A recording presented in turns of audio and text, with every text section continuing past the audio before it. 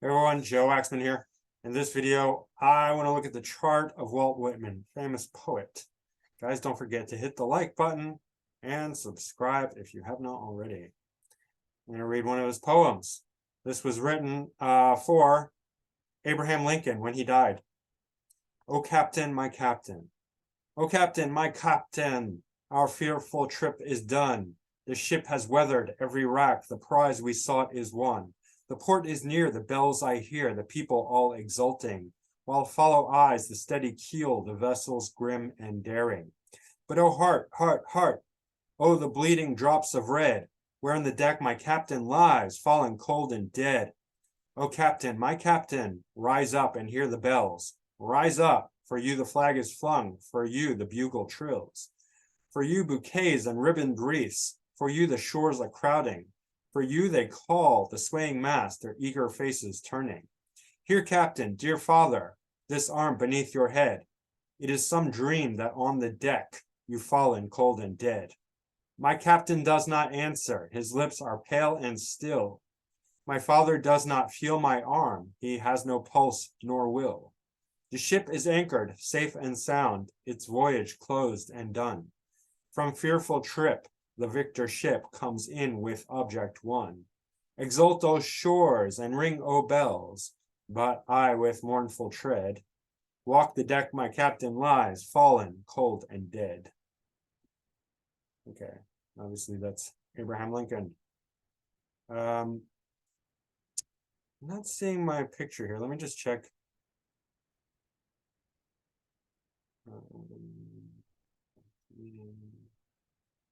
There's my picture. There it is. Don't know. In any case, I hope that worked. Walt Whitman is an American poet, essayist, and journalist, a humanist. He was part of the transition between transcendentalism and realism. And transcendentalism, I think the main figure of that was Ralph Waldo Emerson, who was an incredible essayist and thinker, American. He was one of the most influential poets in America, in the American canon, often called the father of free verse. He was very controversial in his time, and his main collection of poetry is called Leaves of Grass. It was very sensual and sexual. Well, sensual, I guess, more sensual, referencing sexuality, I guess, sometimes, perhaps, or at least subtly pointing to it. There was a lot of debate about his sexuality, mainly considered to be gay or bisexual. He grew up in Brooklyn, and he worked as a journalist and a teacher and a government clerk. He worked on Leaves of Grass for most of his life. It was first published in 1855 and became well known. The work was an attempt at reaching out to the common person with an American epic. He continued revising it until his death. So most of his life he worked on Leaves of Grass. And he lived during the American Civil War. And he was for abolition, even though that there was, some of his views were not very clean. And by that, I mean, it's very difficult to be completely free of cultural, social conditioning, unless your Uranus is very strong and prominent, because that's what really frees us from cultural and social conditioning. So he took on some of the views which were not super enlightened of his time, but he was for abolition, and he greatly admired the cause of the Civil War to free the slaves and all that, and Abraham Lincoln. And the poem I read was written after Abraham Lincoln died, so he greatly admired Abraham Lincoln. He went to Washington, D.C. and worked in hospitals caring for the wounded. His poetry often focused on both loss and healing. He wrote two poems for him, and they became well known and published. He had a stroke towards the end of his life, lived in Camden, New Jersey, right across from where I live in Philly, Camden. And there's a bridge called the Walt Whitman Bridge. We have two main bridges, Ben Franklin and Walt Whitman. So he's one of the two. He died at age 72. He was greatly hailed. He was much more successful and long remembered after his death than during his life, which we'll look at. You cannot really understand America without Walt Whitman, without Leaves of Grass. He has expressed that civilization up to date, as he would say, and no student of the philosophy of history can do without him. Modernist poet Ezra Pound called Whitman America's poet. He is America. Okay.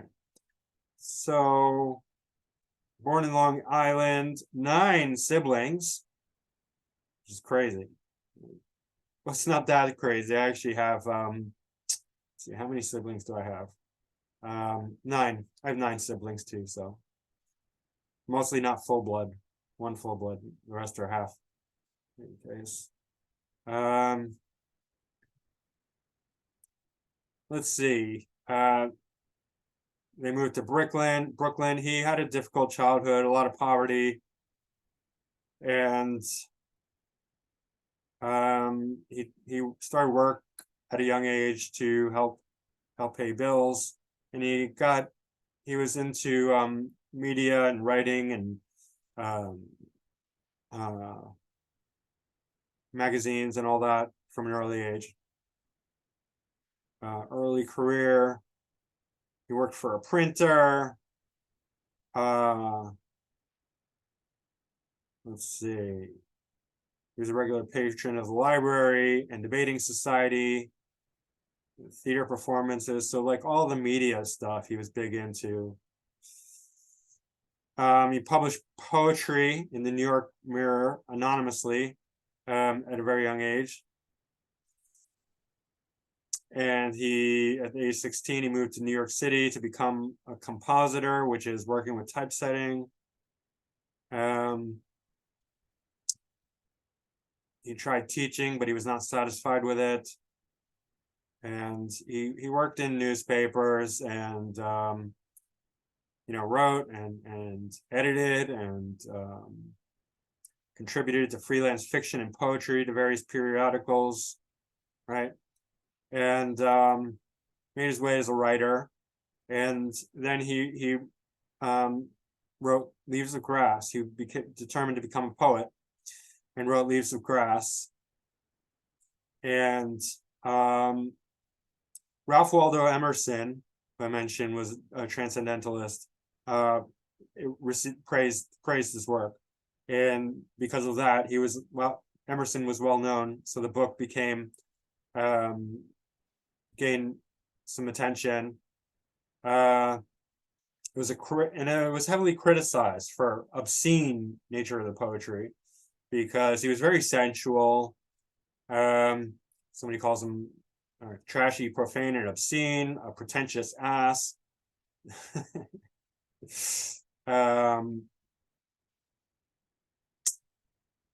But obviously somebody like Emerson gave it great praise. So he kept working on Leaves of Grass, and it gained notoriety. And Henry David Thoreau admired it as well, who was associated with Emerson.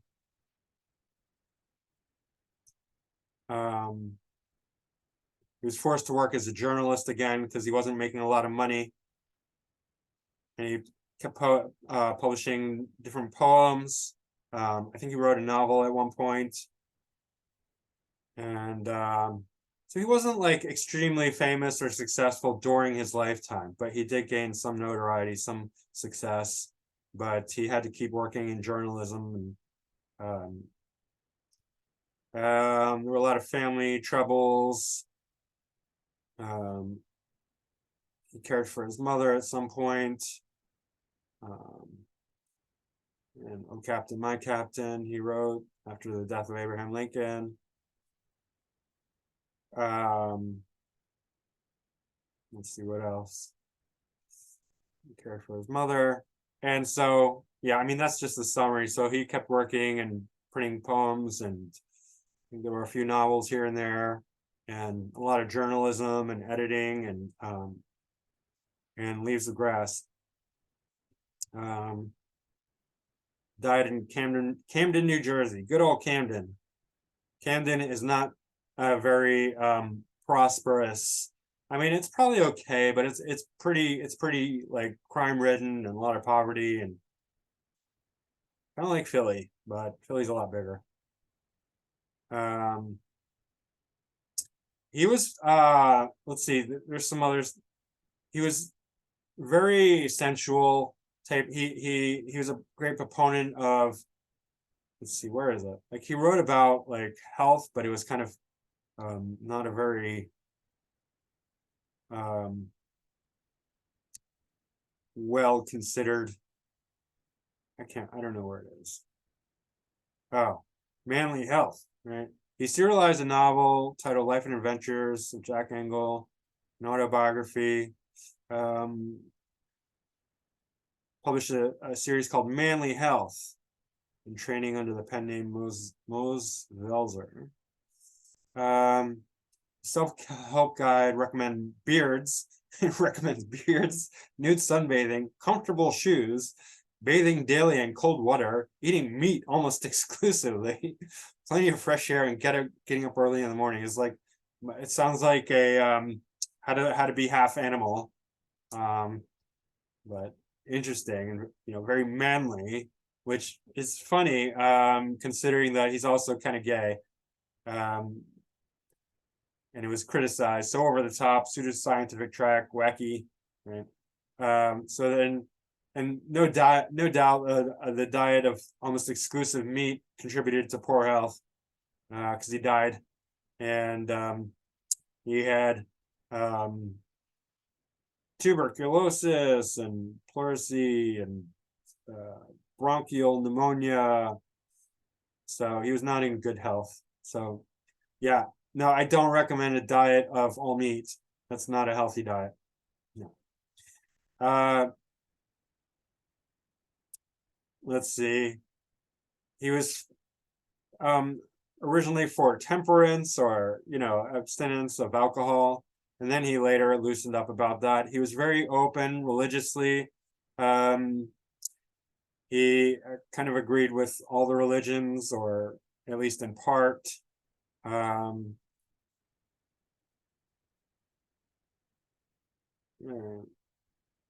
Pantheist or pandeist approach.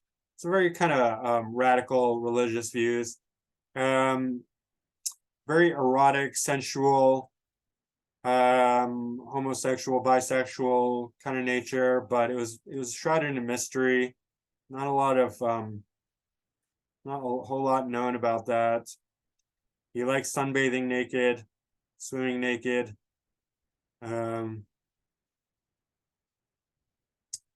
And all sorts of other stuff. But let's look at his astrology. I'm sorry.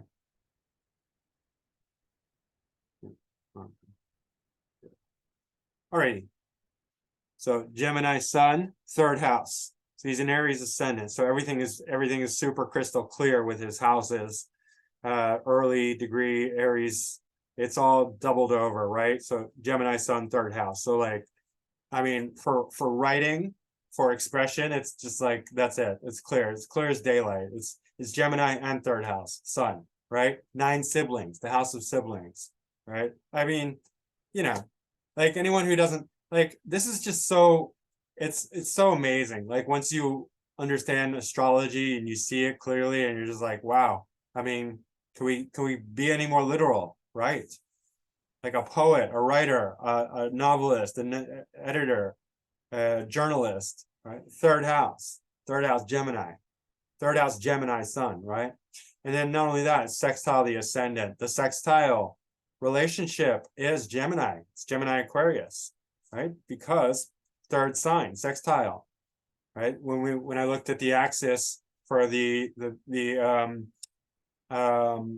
harmonious sign for each axis, you can look at the aspect there. So for Gemini Sag, it's Leo, and that's for the Gemini, it's a sextile relationship. Third from the third is Leo. third from the ascendant, third from the third. So it's sextile. It's all sextile, right? Gemini is sextile from Aries. Leo is sextile from Gemini. So in any case, the sextile, if it's very clearly sextile, that's a strong Gemini or Aquarius kind of nature or relationship. So very harmonious for writing, expression, all that. And then Leo moon. Leo moon, always very creative, very proud. Leo moons, really full of creativity, heart, pride, egotism, honor. These people are just, you cannot keep them down. They could be obnoxiously proud, and if you try and knock them down a few notches, you won't keep them there. They're just gonna rise back up, keep their head held high, no matter what. Like they could be like, like the homeless and completely dirty and stinking of pee and drunk, and they'll be proud and they'll think they've not done absolutely everything, faultless. And I mean, I'm exaggerating probably, but something like that. It's very because the moon, it's the inner heart, the emotions. It creates a lot of pride, but great creativity. Great for anything in the creative. It's in the fifth house, so again, the doubling over of the fifth house and Leo. So extremely creative. The moon, for creative people, it's very important to have the moon in a creative sign in order to be creative. It's not just the sun. You need a very strong, the moon needs to be uphold that creativity. Otherwise, it's going to be very difficult to really be creative, because a lot of it comes from the moon. The moon is a very, it's our emotions, that feeling, the heart, that has to be aligned with creative endeavors in order to be very creative. For me, I mean, I can be creative for various reasons, but I have a Virgo moon, so it's not as natural for me. It's much more natural for me to be creative, critical, analytical, right? Than creative. Creativity does not come super easy to me. Certain aspects do, but overall, I'm not like an artist, creative type. Even though I'm good at drawing. Right. Let's go back here to the sun. Sun is ruling the fifth house, so fifth house in the third house. So that's very strong as well for creative pursuits, for creative writing. Moon's fourth house and the fifth house. So early childhood is going into creative pursuits. And also there's this obvious difficult aspect in conjunct here with this trinity, this heavy trinity in the 12th house. Very, very serious creativity. I mean, this is like Pisces, 12th house Pisces, but it's Pluto, Chiron, Saturn conjunction. And I'm super glad this is not in Aries or in Aquarius or any Capricorn or anything like that. It's in Pisces. And the reason why is because Pisces is so passive. Pisces absorbs everything and accepts everything. And this is such a heavy, serious combination that it's really intense. But Pisces 12th house is going to dissipate us. We know there's a lot going on in his subconscious, something very destructive, but at the same time, it's diffused by the 12th house Piscean nature, right? Like I have Pluto in the 12th house, but it's not in Pisces, it's in Libra. And Pluto in the 12th, just alone, Pluto in the 12th can cause difficulty because it creates the subconscious is becoming like very destructive, right? And even to the point where a lot of prisoners might have Pluto in the 12th or do have Pluto in the 12th, because there's that tendency towards like we're driven by our subconscious nature, and that's seen in the 12th house. And if you have this drive that's deeply destructive, it's like you're pushed to do destructive things, right? And Pluto conjunct Saturn, and then Chiron, it's something, there's something deeply serious, painful, troubled, disturbed, but driven, like serious hard work with creativity, right? And that's in conjunct his moon.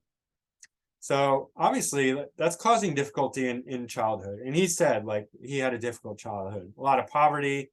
I'm surprised to see that his mother lived so long with this, in conjunct to Pluto and Chiron. But regardless, she did.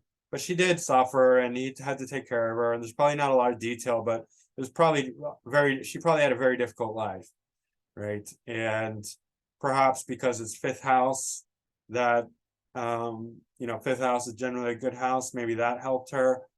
Who knows? There's a good trine between Neptune, so creativity, for his, creative on top of creative, Neptune trine moon. But this is a destructive, disturbing force, but it is at the same time very creative because 12th house in Pisces, right? And then we have like, the quote where it says pretentious. Some guy criticizes him for being pretentious. Well, pretentious relates to the Piscean 12th house archetype as well as Neptune, because that's where we pretend. That's where we gain our delusion, illusory quality, where we can imagine things that aren't true. We imagine, because like when we're creating things, we're creating illusions, right? So a strong, this in conjunct to a very proud creative moon in conjunct 3 planets in Pisces trine Neptune will create a lot of illusory thinking, very like kind of exaggerated pride, right? That is at the same time illusory, like, strutting around thinking you're, like hot, hot stuff, that kind of thing, it's like, okay, I don't know where you're getting that from, but cool. Right, that sort of thing. It's just like it's a little too much. Like Leo already has the pride and the ego. If you combine it with Neptune, it's just like I don't need to do anything, and I'm awesome. Like I don't know, something like that, right? It's an interesting combination here. Saturn is ruling the MC and the 11th house lord. It is the 11th house lord. So it's ruling the 10th and 11th. So career and career success groups, and it's going into the Pisces and 12th. So again, very creative career, right? Career and creativity. That's obvious. Very powerful, potent one. That is also this Chiron. We also have to look at for being rejected, outcast. Certainly not wanting to be normal in the public eye, right? Chiron is weird. Chiron could be very strange, right? And when it's combined with Saturn, which is the MC Lord and the 11th house Lord, then he's going to have no problem balking tradition, being a weirdo, being just out of line, pushing the boundaries. And then Pluto is going to make it very deep and intense, and just more. It's going to, Pluto is like deeply sexual and psychological and powerful. So I mean, this kind of just feels like over the top, excessive.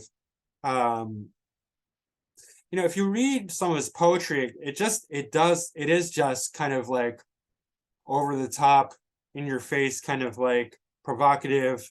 I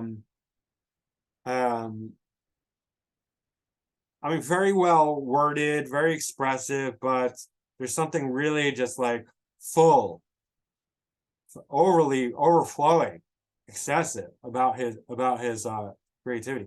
And then some of that comes from this square from Neptune conjunct Uranus.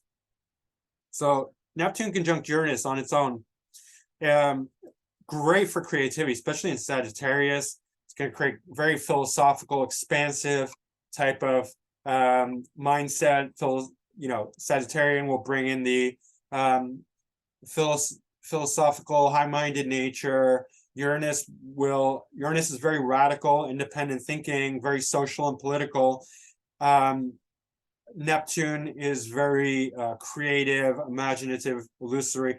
But the only problem is that Uranus really likes to be truthful and intellectual, and Neptune will spoil that. It's almost like Jupiter and Mercury combined. So it's great for creativity, not so good for really clear thinking, not so good for like scientific or mercurial like type accuracy, logic, or that sort of thing. So the politics or social awareness, social type intellect is going to be spoiled by the Neptune. So in other words, he's going to have some delusional views about society, about religion, philosophy, about his public image is going to have, it's going to be very creative and shocking, but not necessarily accurate, you know what I mean, in a logical way, in a scientific way. And that's why he gets criticized for some of his, his manly health advice, eating all meat, sunbathing naked, living like an animal. It's just like, what are you a bear? I mean, are you trying to be a bear? I don't know, but it seems like he kind of wants to be a bear. And that's, I mean, there is, I want to say something about being gay, but I don't know. There is that correlation between like certain overly masculinized men are gay, right? In any case, I don't know. But this relates to his public image. It also relates to his relationship with religion and philosophy. It's going to be radical. It's going to be out there. It's going to be all over the place. It's not going to be orthodox. It's not going to be conventional. It's not going to be like, oh, I'm a Catholic and I believe in everything the Catholic Church says, stuff like that. It's just going to be like all over the place, wild, free, radical, right? Sagittarius is all, I mean, Neptune in Sag is just wild. I mean, I have Neptune in Sag. This is a different generation of Neptune in Sag, but yeah. So the square is going to create a lot of tension and difficulty, especially with relating to his public image, because it's so close to the MC. Very high in the sky at the end of the 9th house, right coming into the 10th house. I mean, this is 9th house, but still relating to public image. Saturn is ruling public image, square this. So this is very strong, like public image is going to be kind of all over the place. A lot of criticism, a lot of tension, a lot of delusion, confusion, radicalism. Very open-minded people will accept him, but a lot of people are going to have a hard time with him. More conventional orthodox people are just like, no, this guy's crossing way too many lines. He's way too controversial. I do not like his homoerotic poetry. I mean, it's not really homoerotic, but like maybe back then it would have been. And I didn't, obviously not My Captain, Oh Captain, the one I read, but other of his poetry was subtly, it was sensual, some of it, and it did have references to gay stuff, right? Talking about other guys and being very, like how much he loved other guys and stuff like that. Publicly talking about like sunbathed naked, stuff like that, right? Probably with other guys. He loved to, I don't know, maybe he wanted to swim naked with other guys. I don't know. Probably, right? He liked to be shocking. And so that's part of this. Yeah.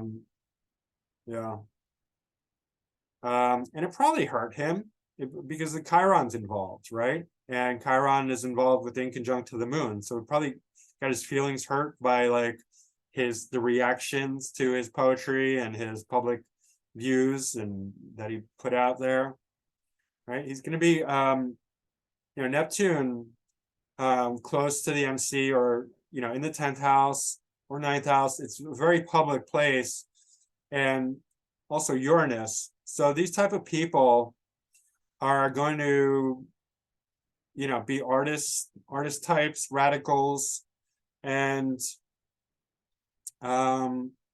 they are going to be able to put out a sort of false pretentious image towards society, right? And that's good for the arts and creativity, right? Sometimes, like I said this again and again, you see this in politics. Run away from anyone with Pluto, or I mean, sorry, not Pluto, Neptune conjunct the MC who's a politician, because all they do is lie to the public. That's like their entire thing is just lying to the public, like Joe Biden, right? That's their whole shtick, just completely deceive the public, because Neptune is all about deception and illusion. Great for an artist, not great for somebody who's supposed to tell the truth, like a politician. Okay. But yeah, there's a lot of tension here between that and the moon, and but tremendous creativity as well in this combination. It's a triangle between the moon, Saturn, Chiron, Pluto in Pisces, and then Neptune. Neptune is the co-ruler of Pisces, so this kind of, it's not a bad combination. And then Uranus as well. Now his ascendant is Aries, and ascendant Lord conjunct North Node, Mars, right? And so here we can see, especially as he gets older, why he's so into like this masculine bear lifestyle, this outdoor, chewing on raw meat, sunbathing naked, being gay. It's funny. Any case, North Node conjunct Mars is like Superman. These people love to be ultra masculine, ultra manly. And I've been trying to look at like how to identify like gay men or gay women, and I don't have it down yet, but it seems like they either have a really strong Venus, or their Mars and Venus are somehow like there's some tension there between the masculine and feminine archetype.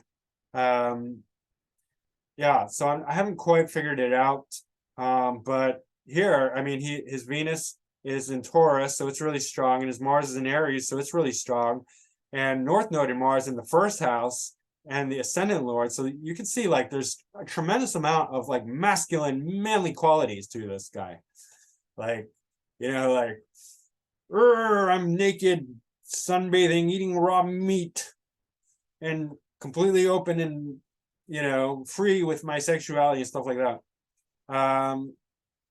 But yeah, also very strong, feminine side too. Very sensitive, sensual. Mercury and Venus are in the second house. Venus is in Taurus, third lord in the second house. So his writing is going to take on a very sensual quality, because Mercury's in Taurus, and Mercury's okay. It's not great in Taurus, right? It's not terrible. But if Venus is in Taurus, then that's strengthening it a lot, right? So Venus in Taurus is going to create a great second house, very strong second house. Sensuality, voice,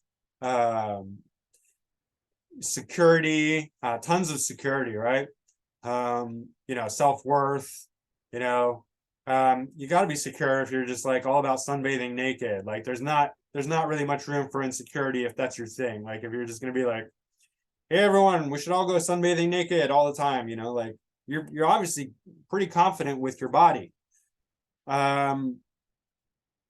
Yeah, and this should be great for finances, but probably because there's certain tensions here that, I mean, the finances were not great. But for the writing, for the really so sensual, poetic, romantic kind of poetry, this is excellent, right? It's second house and Taurus. Beauty, nature. Taurus is all about nature as well. You'll see a lot of like with people who are just all about nature, being in the nature, everything natural. You see Taurus really strongly accented, aspected. And then Mercury's conjunct Pallas, and this is a combination I have also in Taurus. And this is a good combination for Mercury, because Pallas mythologically teams up with Pallas Athena, teams up with Hermes, Mercury, to aid Perseus in defeating Medusa. So great for the intellect, great for discernment, And this is also like why, possibly you could say, he was against alcohol in the beginning, but later he became more relaxed about it. Like, he does have a very strong sensual nature, but right, Medusa is all about temptation, being tempted towards the lower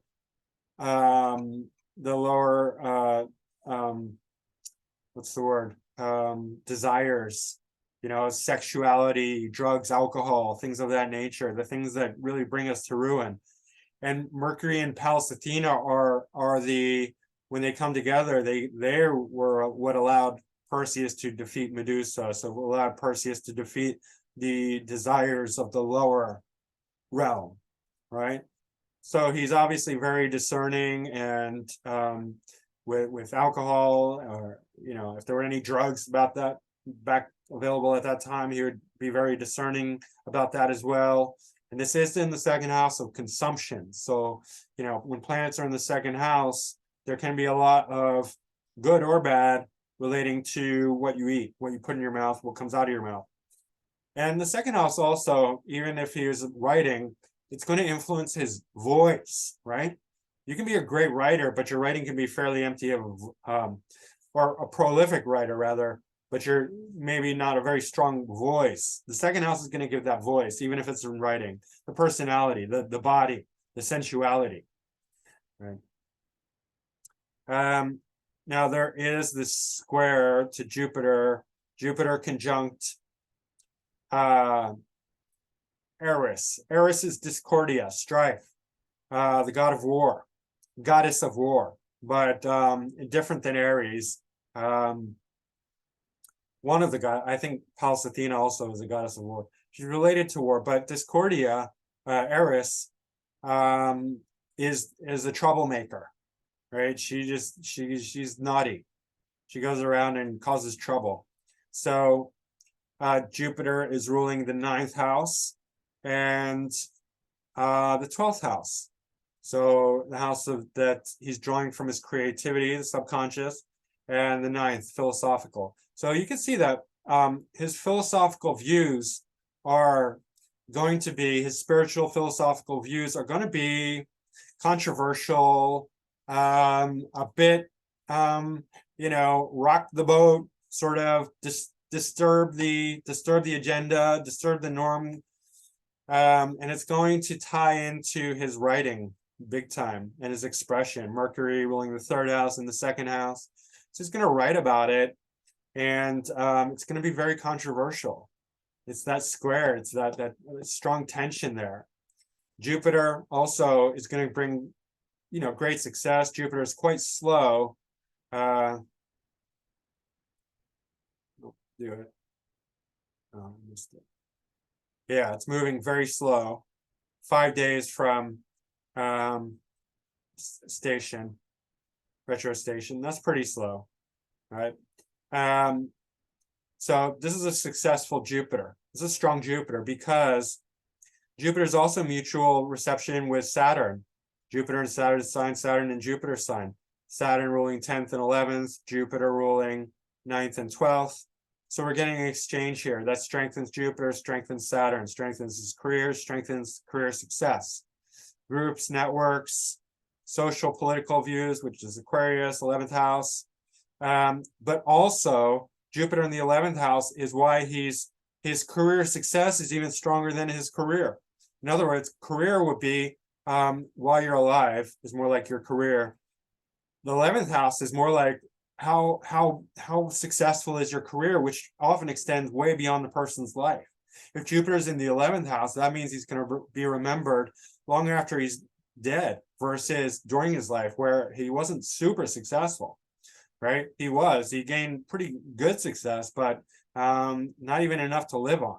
Like, he couldn't just retire and, as this great famous poet, he still had to do journalism, editorial work and stuff like that. But Jupiter, he's considered one of the greatest poets, to ever live. And certainly, one of the greatest American poets. He has a bridge named after him. I mean, come on, right? That's huge. But definitely a troublemaker within society. Aquarius, 11th house. And yeah, I mean, this is semi-square. This let's see here. It's mostly hitting, I think, Saturn, but still it's pulling in the Chiron and Pluto. A lot of tension there. And so a lot of he's a huge troublemaker. He really rocked the boat. That's, if Eris, which is, discordia and strife, planet of just, troublemaking, is in a square or other difficult aspect, it's definitely going to cause issues. Really strong with Mercury, right? So, like everything he said was controversial, right? And people did not like it, even though he was super successful and famous, especially after he's dead.